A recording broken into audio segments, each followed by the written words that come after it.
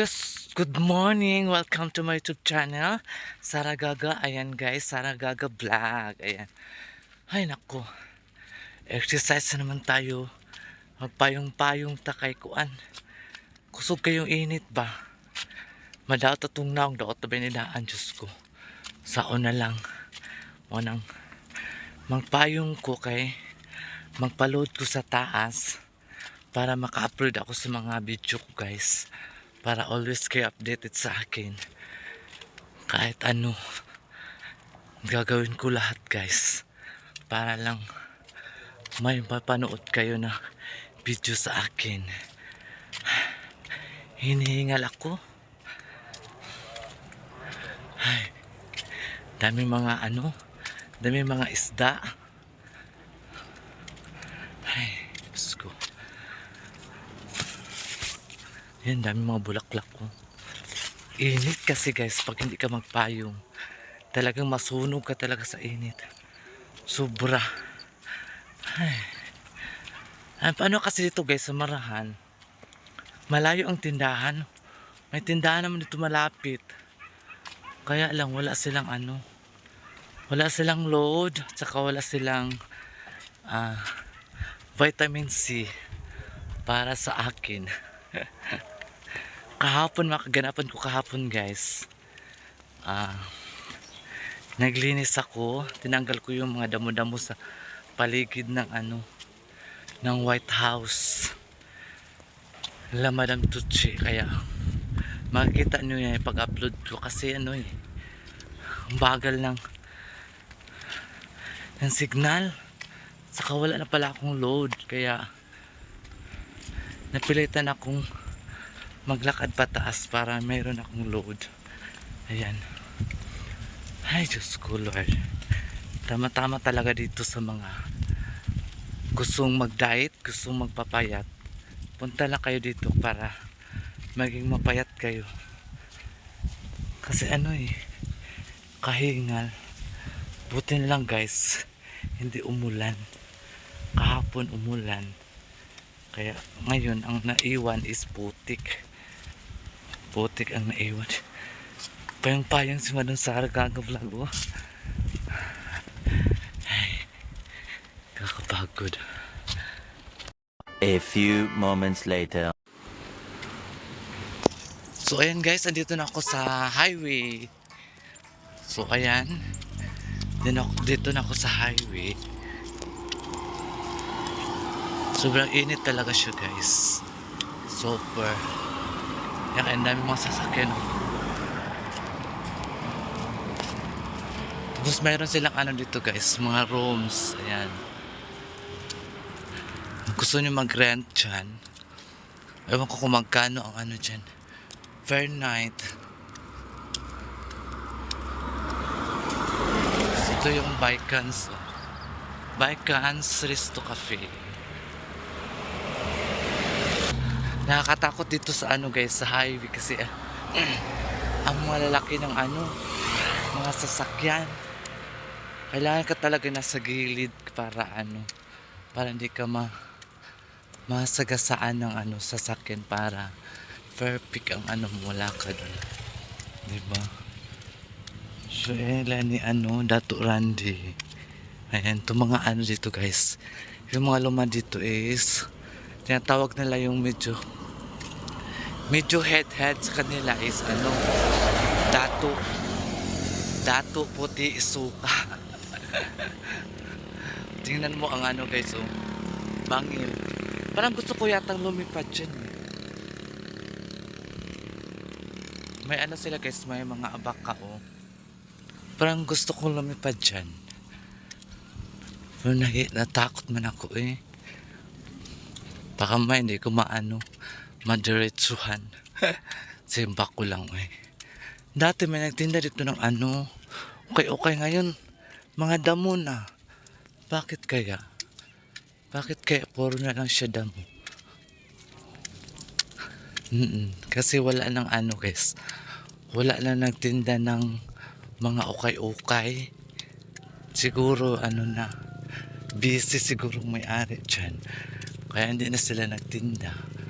Tapos dito Nabili na rin nila. Kung anong gagawin nila dyan. Gawa sa sila ng mga sari-sari store. Ay ng mga jeep oh. Mga karga niyan guys, puro mga gulay. Gulay.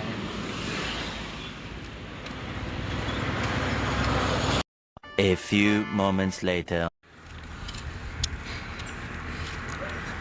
Ganda ng mga views ito guys.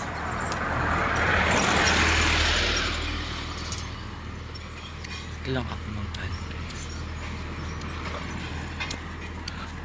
Malapit na ako sa tindahan na suki kung ano, binibilihan ng mga gamot, mga vitamin C. Ayun, malapit na ako. Naglakad lang ako guys.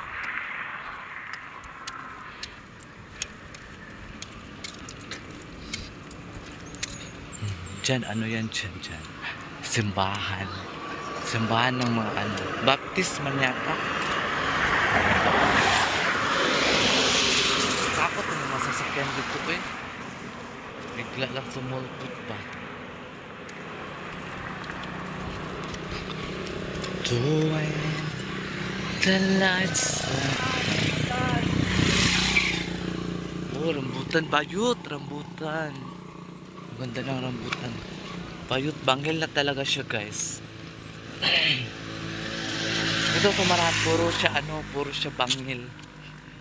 Kaya, may mga ano kayo, mga problema, tumalon na kayo dyan sa bangil. Ay, Diyos ko Lord. Pero wag naman. I-pray na lang natin kung ano mga problema na dumating sa buhay natin. Dapat mag-pray lang tayo. Walang imposible kung tawagin natin si God. Diba? Hindi kailangan ng solusyon magpakamatay. Hindi, mag-pray ka ni Lord para maluwanagan yung isip mo. Tulad nito, dito ka lang magtago sa ilalim ng ano, sa ilalim ng batilis. Alam mo guys, itong batilis na to, ito, epilipil yan. Kinakain yan doon sa Thailand. Yung dahon at saka yung bunga. Ginakain nila guys. Siguro ano yan siya, gamot yata yan eh. Hindi lang natin alam. Kinakain talaga doon. Yung dahon talaga mismo. Hindi lang ako nakabidyo. Totoo po yung sinasabi ko guys. Sa Thailand, kinakain nila yung ipil-ipil. Dito guys, may resorts dito. Kaya lang hindi pa na-open. Kaya ano, hindi ko alam kung bakit. Si Kenji. Hindi ko alam kung bakit hindi nila in-open yung ano dyan.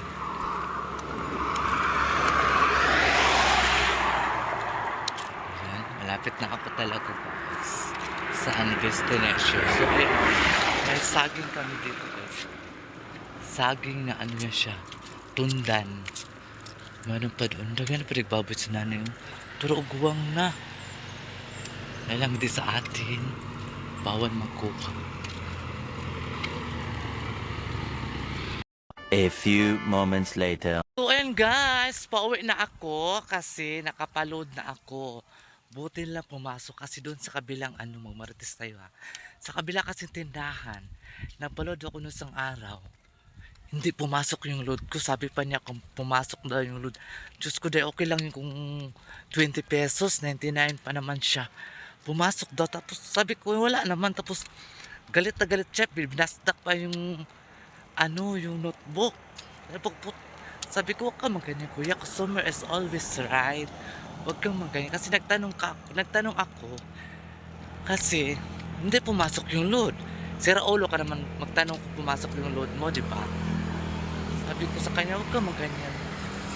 Ganyan, sir. Customer is always, kaya pala sila, galit na galit. Kasi yung tinitirahan nila, ay may nabinta na. Kasi ano lang kasi sila doon, nag-rent lang sila. So, nabinta na yung ano, yung gawa siya, tindahan. Yung tindahan. Kaya pala, sa nakarma talaga sila. Uy. Nakarma sila guys kasi paalisin na sila sa arkila nila kasi nabinta na yung bahay. Kaya Siguro mainit ang ulo niya kung saan na lang kaya sila tumira. Wala na kasi silang matitirahan. Ayun. Huwag niyo kasing inaano yung mga customer pagalitan. Dapat kausapin ng maayos. Uy, hindi pa pala pumasok yung load mo. Ganun ba? Di kay...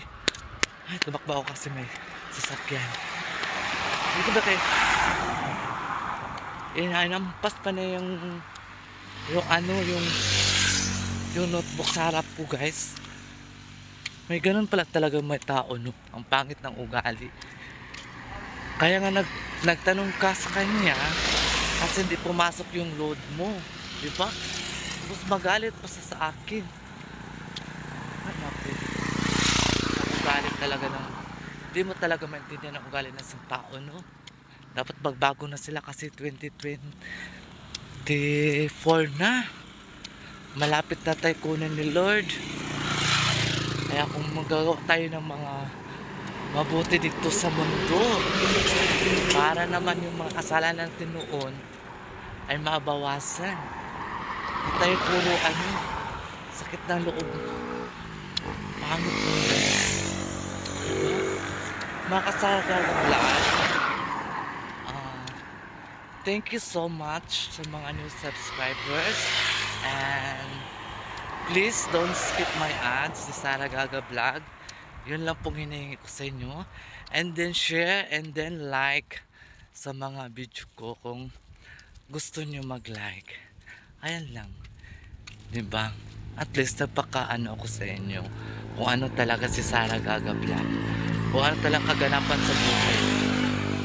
At least na-share ko sa inyo kung anong mga ginagawa ko. At least na-share ko sa inyo na tama ba yung mga ba yung mga ginagawa mo na napaka totoo ka bilang ikaw si Sara Gaga. So ayan guys, and bye bye sa kay medyo sakit ng init. Bye na bye.